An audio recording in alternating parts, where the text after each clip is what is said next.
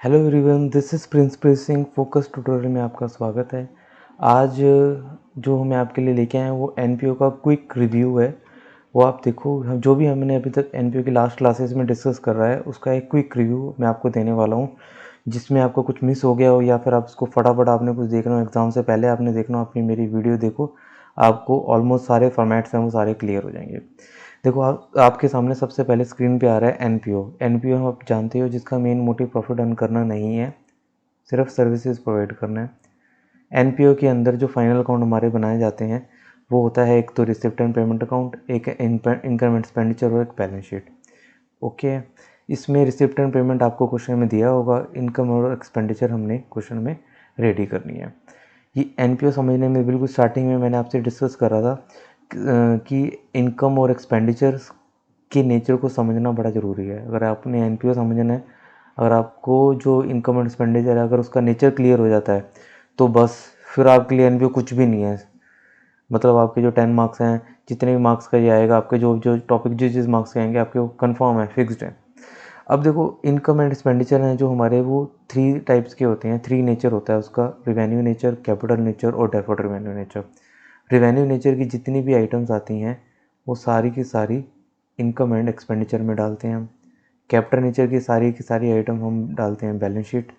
और जो deferred revenue होता है वो आपका ना इस चैप्टर में बेसिकली आपको रेयर ही मिलेगा, बट अगर होगा भी तो वो ऐसी चीज़ें जो रिवेन्यू नेचर की होती हैं बट हम मान के उसको कैपिटल नेचर का चलते हैं, उसको डेफर्ड रेवेन्यू में कंसिडर करा जाता है।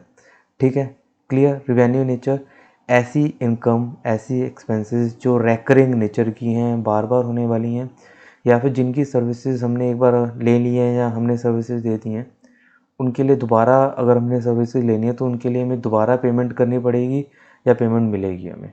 ठीक है, इसके कुछ एग्जांपल्स हैं, सैलरी है, रेंट है, कमीशन है, subscription, rent received, commission received. Capital nature में जो हमने एक बार खर्चा कर दिया हमेशा के लिए हमारा है। अगर मैंने बैलेंस शीट बना रहा हूँ मैं तो उसमें मेरी जो फिक्स एसेट है उसमें आती है। क्यों? मैंने फिक्स एसेट, कोई बिल्डिंग खरीद ली, मशीनरी खरीद ली, कोई इक्विपमेंट्स खरीद लिए, वो हमेशा के लिए मेरे हैं, मेरे को उसके लिए दोबारा पेमेंट नहीं करनी। जो वन शॉट होता है, वन शॉट एक्सपेंसेस इनकम होती हैं वो कैपिटल नेचर की। जो रेकरिंग नेचर की होती हैं वो हमारी रिवेन्यू नेचर में कंसिडर करा जाता है। ओके है। नेक्स्ट मैंने आपसे डिस्कस करा था income and expenditure account. Income and expenditure account हमारा एक्रूवल बेसिस पे बनाया जाता है। इसमें सिर्फ करंट ईयर से रिलेटेड इनकम और एक्सपेंसेस आती हैं। ऐसी इनकम जो सिर्फ करंट ईयर से रिलेटेड है, सिर्फ वही हमने इसमें कंसिडर करना है सेम एक्सपेंसेस के लिए। ओके, जो इनकम और एक्सपेंसेस हमारे करंट ईयर से रिलेटेड नहीं है वो हम इसमें से डिडक्ट कर देते हैं, या तो वो लास्ट बैलेंस शीट में कंसिडर हुई होंगी या फिर वो आगे आने वाली जो हमारी नेक्स्ट क्लोजिंग बैलेंस शीट है उसमें आएंगी। क्लियर है।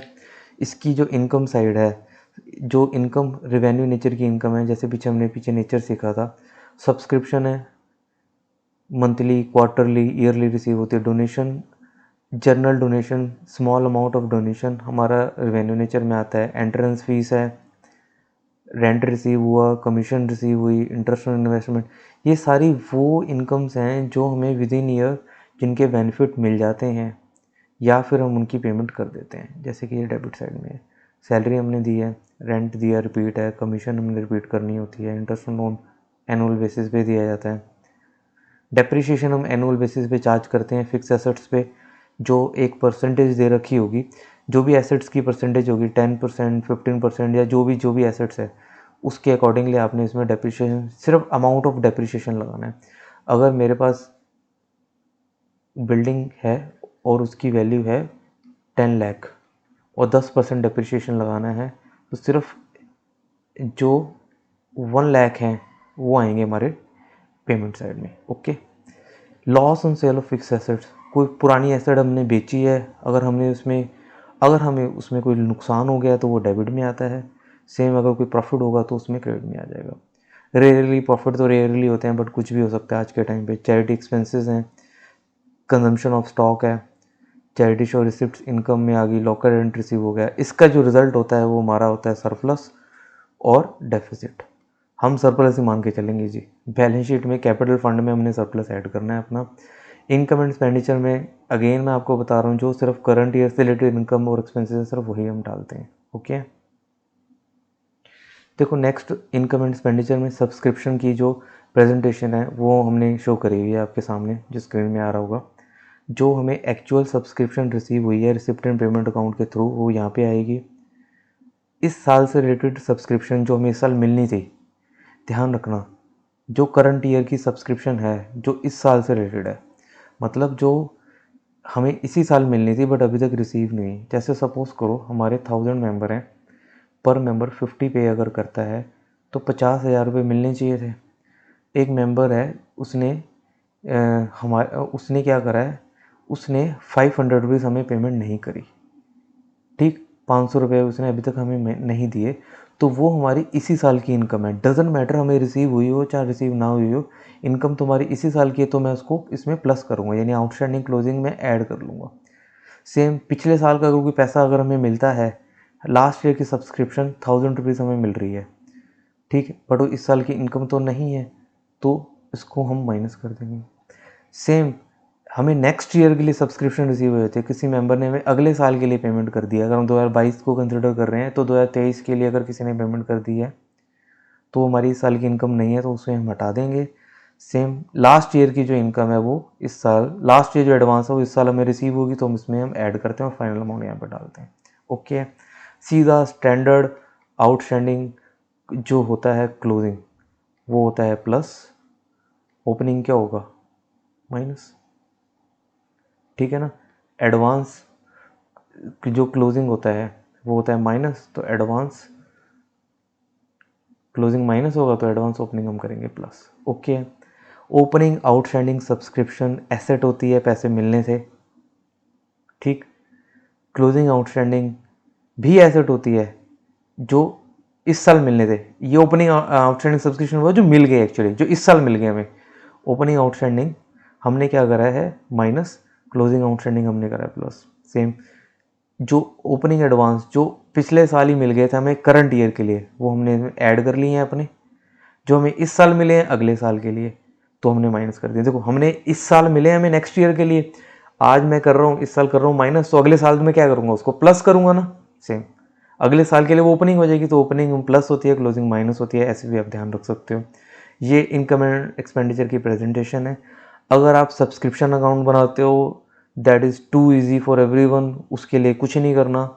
ओपनिंग देखो, आउटस्टैंडिंग सब्सक्रिप्शन क्या होती है, हमारी एसेट होती है, चाहे ओपनिंग है चाहे वो क्लोजिंग है।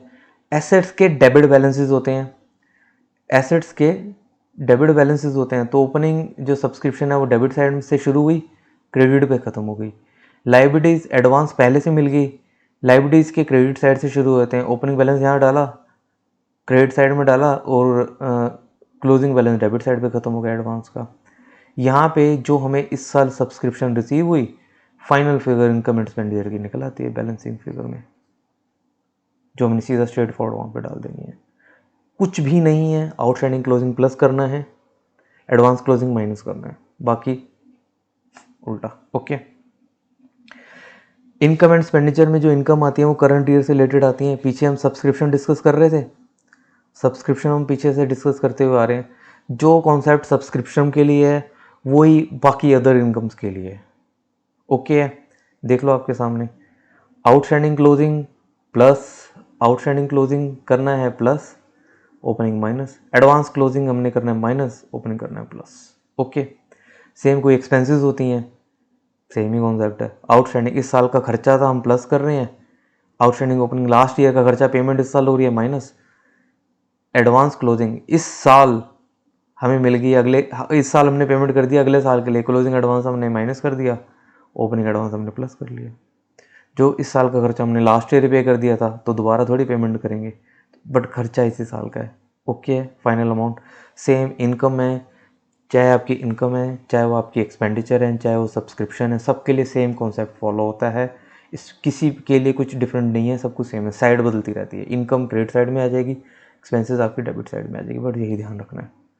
ओके, नेक्स्ट है consumption of stock. Consumption of stock में क्या निकलता है हमारा, लास्ट ईयर का जो स्टॉक पड़ा हुआ था उसमें हमने इस साल जो स्टॉक खरीदा वो प्लस करना है, जो अभी भी पड़ा हुआ माइनस करना है। 5,000 का पहले पड़ा हुआ था, ठीक है, 20,000 का मैंने और ख़रीदा, और साल के एंड में पड़ा हुआ है 1,000 का, तो 24,000 जो कंजम्पशन हुई है, जितना यूज़ हुआ वो खर्चा हुआ, जो बच गया वो नेक्स्ट टाइम दोबारा यूज़ हो जाना है, क्लोजिंग एसेट में शो करते हैं क्लोजिंग बैलेंस शीट में, सेम ओपनिंग वाला ओपनिंग में आता है। क्लियर। अगर आप कंजम्पशन ऑफ स्टॉक में सिंपल ये 3 चीज़ें गिवन है तो फॉर्मूला लगाओ सीधा, opening plus purchase minus closing निकाल दो। अगर हमारे पास ओपनिंग क्रेडिटर क्लोजिंग क्रेडिटर चल रहे हैं तो स्टॉक एक एसेट है, डेबिट साइड से शुरू करो, उसे क्रेडिट पे ख़त्म कर दो। ठीक है, यहाँ पे क्रेडिटर्स जो हमने उधार पे ख़रीदा, बैलेंस जो आएगा हमारा इनकम एंड एक्सपेंडिचर में आना है। कई बार क्रेडिटर्स सीधा पेमेंट कर रखी होती है, नहीं अगर दी हुई, अगर नहीं उनकी दी हुई तो क्रेडिटर अकाउंट बनाओ। क्रेडिटर एक लाइबिलिटीज़ है, ओपनिंग बैलेंस क्लोजिंग बैलेंस। ठीक, अगर लाइबिलिटीज़ के ओपनिंग बैलेंस हमेशा क्रेडिट साइड में आते हैं, लाइबिलिटीज़ की शुरुआत क्रेडिट में होती है अगर उसका, हाँ अगर हम कोई अकाउंट बना रहे हैं। ओके है। अगर हमने एडवांस में पेमेंट करी हुई है तो वो एसेट है, एसेट्स के डेबिट से शुरू होते हैं क्रेडिट पे ख़त्म। जो हमने इस साल पेमेंट करी, फाइनली स्टॉक का जो बैलेंस है एक्चुअल में जो हमने इस साल सामान खरीदा वो यहाँ पे आ गया, वो शिफ्ट हुआ आपका। शिफ्ट होने के बाद हमारा इनकम एंड एक्सपेंडिचर में फाइनल फिगर आ गई। ये इंडिविजुअली आता है, ये बड़े क्वेश्चंस में मिक्स होके नहीं आता। इंडिविजुअल स्टॉक अकाउंट या क्रेडिटर का आपका क्वेश्चन आएगा तो उसके लिए आप इसको फॉर्मेट को लर्न कर सकते हो। कॉन्सेप्ट एक चीज़ हमेशा ध्यान रखना, एसेट डेबिट से शुरू होती है, क्रेडिट पे ख़त्म होती है। लाइबिलिटी क्रेडिट से शुरू होती है, डेबिट पे ख़त्म होती है। Opening balance closing balance. Balance sheet साल के एंड में हम एक ही बार बनाते हैं। सबसे पहले ओपनिंग बैलेंस शीट डिस्कस कर लेते हैं। ओपनिंग बैलेंस शीट में सारी जो साल की शुरुआत में बैलेंसेस हमारे फिक्स एसेट्स के चल रहे हैं, stock of goods, investment, cash, bank, outstanding subscription, prepaid expenses, advance to creditors, accrual income. जो एसेट्स हैं सीधा डाल दिए हमने यहाँ पे ओपनिंग। सारे लाइबिलिटीज़ हमने लाइबिलिटी साइड में प्रेजेंट कर दी, बैलेंसिंग फिगर में कैपिटल फंड निकाल लिया। ओपनिंग बैलेंस शीट का काम सिर्फ कैपिटल फंड निकालना होता है। इस साल की कोई सी भी एडजस्टमेंट ओपनिंग बैलेंस शीट में नहीं होगी, वो पिछले साल के बैलेंसेस एज इट इज़ उतार दिए जाएंगे आपके बस। यहाँ पे जो भी हमने एड लेस करना है वो क्लोजिंग बैलेंस शीट में करना है। फिक्स एसेट पे डेप्रिसिएशन चार्ज करना है, डेप्रिसिएशन चार्ज करके यहाँ पे नेट शो कर दिया। साल के एंड में क्लोजिंग स्टॉक जो बचा हुआ है, इन्वेस्टमेंट देखो, इंटरेस्ट अगर अक्रूड है तो ऐड करके फाइनल डाल दिया जाएगा। कैश कितना बचा हुआ है, बैंक कितना है हमारे पास साल के एंड में, आउटस्टैंडिंग सब्सक्रिप्शन क्लोजिंग जो इस साल मिलनी थी अभी तक नहीं मिली, हमने क्लोजिंग बैलेंस शीट की एसेट साइड में डाला हुआ है उसे, और इनकम एंड एक्सपेंडिचर में प्लस होगा ये। ठीक है। प्रीपेड एक्सपेंसेस, क्लोजिंग एडवांस हो गया, एक्सपेंसेस साइड में एक्सपेंसेस में से माइनस हुआ, यहाँ पे आ गया। Advance creditors, stock account creditor account की हमारी डेबिट साइड में आया। ठीक है। Accrued income which is earn but not yet received, कोई भी इनकम होगी इनकम में प्लस होता है ये हमारा। ठीक है। लाइबिलिटी साइड में जो कैपिटल निकाला हमने बैलेंसिंग फिगर में अपनी ओपनिंग बैलेंस शीट से, उसमें सरप्लस ऐड करा, लेगेसी ऐड करी। लेगेसी मींस विल अमाउंट जो हमें रिसीव हो रहा है, कोई डोनेशन रिसीव हुई है, लार्ज अमाउंट ऑफ डोनेशन या कैपिटल नेचर की जो डोनेशन है, क्वेश्चन में लिख देता है, अधिकतर क्वेश्चन में लिखा होता है कि डोनेशन को कैपिटलाइज करना है। अदरवाइज आप एक उसको एज्यूम करो, नोट मान लो, यहाँ पे स्टार बना दो, स्टार बना के एक नंबर लिख दो, नीचे नोट डाल दो अपना कि आप क्या एज्यूम कर रहे हो उसको, डोनेशन को कैपिटल नेचर का मान रहे हो, रेवेन्यू नेचर का मान रहे हो, डाल दो। कोई नंबर नहीं काट सकता, कोई भी टीचर आपके नंबर नहीं काट सकता, आपके नंबर फिक्स हो जाएंगे इसमें। ठीक है। Building fund, sports fund, match fund, कोई भी फंड है वो यहाँ पे आना है। ओपनिंग बैलेंस शीट से सीधा आ जाएगा यहाँ पे, या फिर इस साल अगर हमें रिसीव हुआ तो डायरेक्ट आ जाएगा। उसमें कोई डोनेशन मिल रही है उस फंड से रिलेटेड और हम प्लस कर देंगे, अगर हमने उससे रिलेटेड कोई खर्चा करा तो माइनस। बिल्डिंग फंड की जगह स्पोर्ट्स फंड भी हो सकता है, मैच फंड भी हो सकता है, कोई सा भी फंड हो सकता है। क्रेडिटर ऑफ गुड्स लाइबिलिटीज़ होती हैं। एंडाउनमेंट फंड मैंने बताया था, जो फंड का जो पर्पस पर्टिकुलर पर्पस के लिए मिला हुआ है बट पर्पस मेंशन नहीं है। Large amount of donation, purpose mention नहीं करा होता तो कैपिटल में ऐड कर लेते हैं, अगर उसका पर्पस मेंशन हो गया तो वो फंड बन जाता है, बिल्डिंग फंड बन गया, मैच फंड बन गया, स्पोर्ट्स फंड बन गया। ठीक है। एडवांस सब्सक्रिप्शन, सब्सक्रिप्शन में से माइनस करते हैं और लाइबिलिटी बन जाती है हमारी। आउटस्टैंडिंग एक्सपेंसेस प्लस करते हैं, उसमें एडवांस इनकम हमारी यहाँ पे आ गई। ठीक है। ये जब हमारी बैलेंस शीट मैच हो जाती है फाइनल, तो हमारा क्वेश्चन का जो आंसर है वो बिल्कुल करेक्ट है, मतलब हमारा क्वेश्चन बिल्कुल ठीक है। हम आराम से अपने नंबर फिक्स सोच सकते हैं। ठीक है, यह आपका क्विक रिव्यू था हमारा एनपीओ का।